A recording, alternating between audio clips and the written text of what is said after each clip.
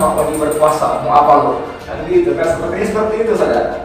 Nah, hiruk pikuk seperti ini ditambah pembubaran FPI, kemudian lahan pondok pesantren di markas syariah yang kemudian dipersoalkan itu, kemudian penangkapan Habib Rizik dan sidang pra peradilan hari Senin kemarin yang dahsyat, top banget emang Habib Rizik itu top banget ya. Saya tidak beruntung bisa hadir, tapi mengikuti video-video yang berseliweran di media sosial kita memang luar biasa Habib Rizik. Hari ini tanggal Rabu juga ada jam 13 tadi, 1 jam yang lalu kira-kira sidang pra peradilan kedua. Tapi itu semua gitu kan, akhirnya orang-orang, para pakar analis menduga kuat bahwa hal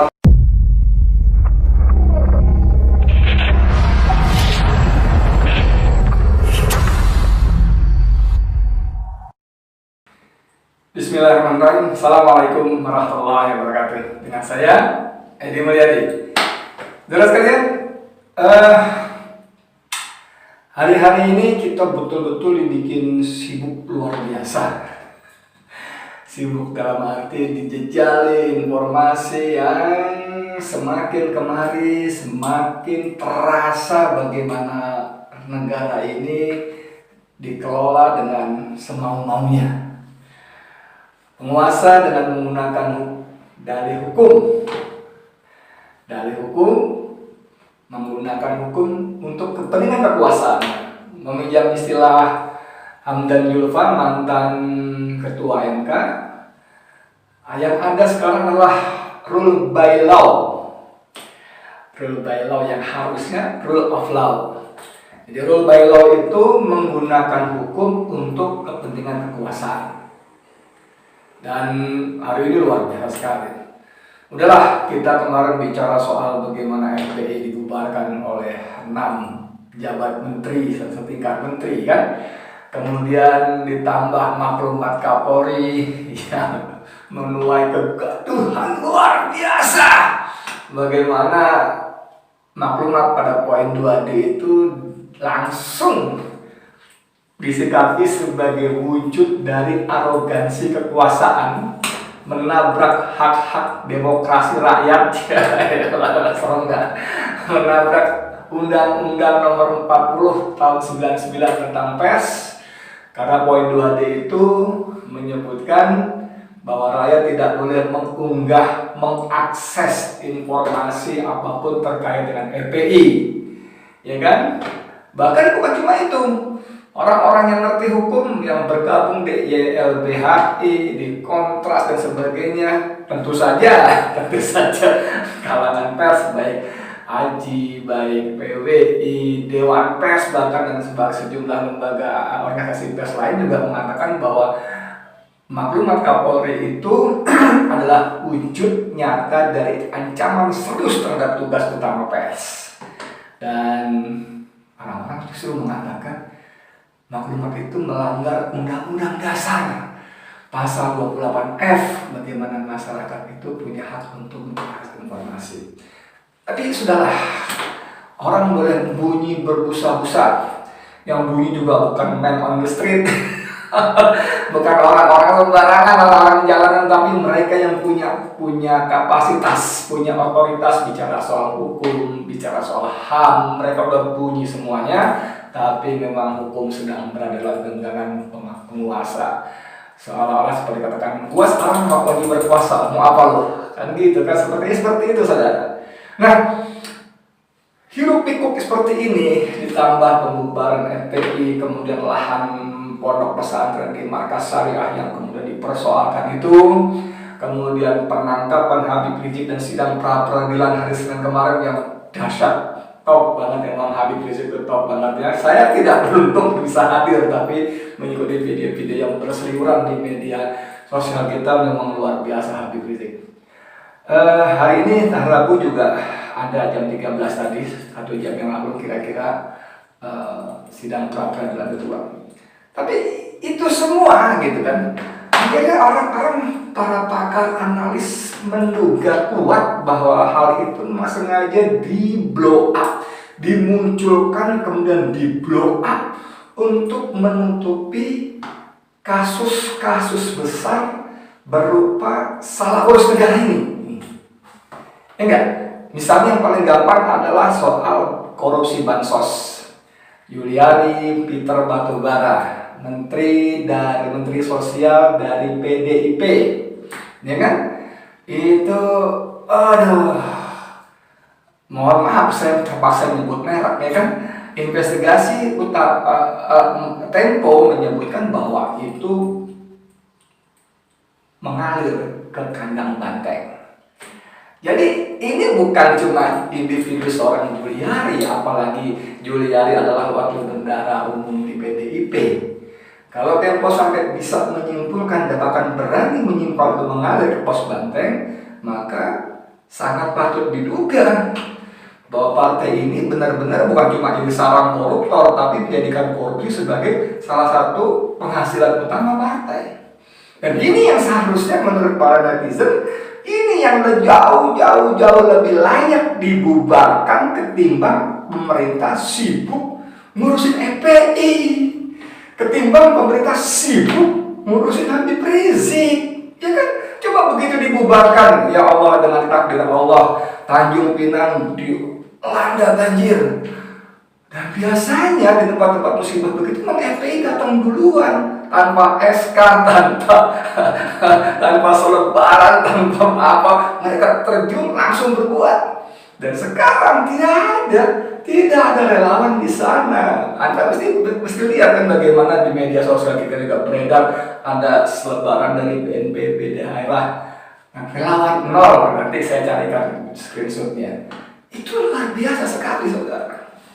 Jadi seperti Natalius Pigai misalnya, saya juga pernah menyampaikan sebetulnya ketika saya diperiksa Barreskrim ketika menjadi korlap aksi 24 Juni ketika anak NKRI aksi menolak RUU HIP, lalu kami bakar bendera PKI dan ada insiden ternyata bakar bendera PDIP juga. Saya dipanggil polisi di kantor polisi, saya bilang di visi misi partai ini jelas-jelas ada bermaksud visinya menjadikan Pancasila itu Trisila dan Ekasila. Dan ini jelas-jelas bertentangan dengan Pancasila 18 Agustus. Yang 5 sila memang gitu loh. Makanya Natalius Pigai mengatakan aktivisme yang luar biasa ini, anak muda dari Papua yang top berani berintegritas ini. Jadi mestinya dibubarkan tuh PDIP. Karena dia jelas-jelas hendak mengubah Pancasila dari Trisila dan Ekasila. Dan itu tercantum dalam visi misi partai. Ditambah sekarang aliran dana bansos korupsinya itu ke kandang banteng. Belum lagi dari sekian banyak kasus kepala daerah yang tertangkap tangan OTT oleh KPK karena korupsi, ia dari kandang banteng ini. Ini saudara sekalian, kasus Habib Rizik, kasus Pondok Pesantren Megamendung, Markas Syariah, ya kan? Bahkan kasus pembunuhan 6 anak muda ini benar-benar orang yakin dianggap sebagai upaya mengaburkan masalah-masalah sebenarnya, yaitu tidak becusnya penguasa mengurus negeri ini. Bayangkan soal bansos ini, saudara, ini korupsi itu jahat, setuju ya? Korupsi itu jahat, setuju. Tapi ini jauh lebih jahat lagi, ya kan? Karena yang dikorupsi adalah bansos, bantuan sosial untuk rakyat kecil, rakyat bawah, rakyat yang terdampak oleh COVID-19, orang-orang kecil, wong cilik yang menjadi dagangan jualannya PDIP. Bayangkan, kepada konstituennya yang bolak-balik dijadikan dagangan saja, partai ini bisa tega mengambil jatahnya, merampas jatah wong cilik yang di dagangan partainya itu untuk kepentingan pribadi dan kepentingan partai. Makanya tidak heran kalau di media sosial tagar bubarkan PDIP banyak sekali. Belum lagi disebut-sebut tadi anak Pak Lurah Gibran, itu kan akhirnya akhirnya diakui oleh Sritek bahwa pembuatan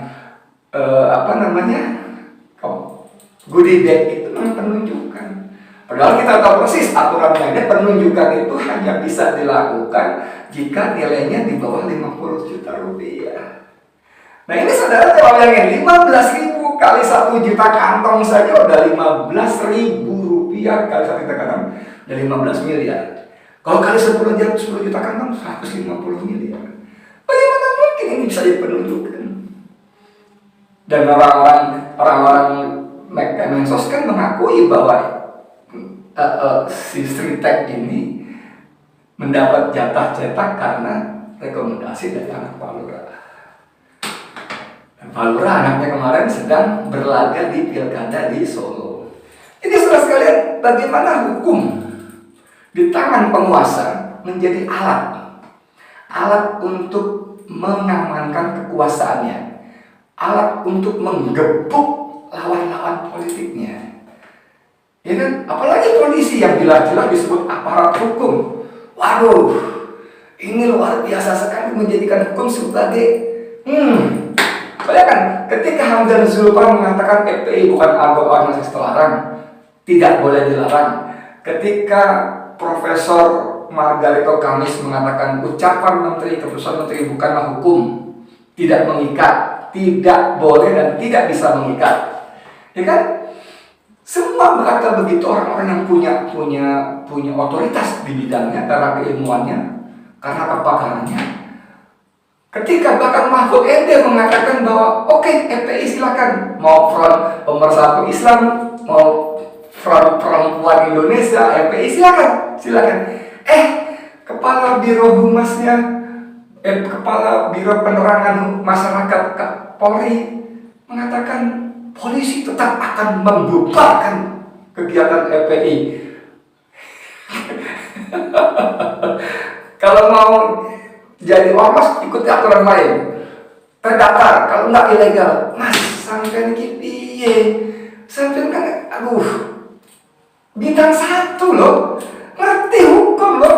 Undang-undang ormas hanya cuma 3 orang berkumpul boleh bikin ormas.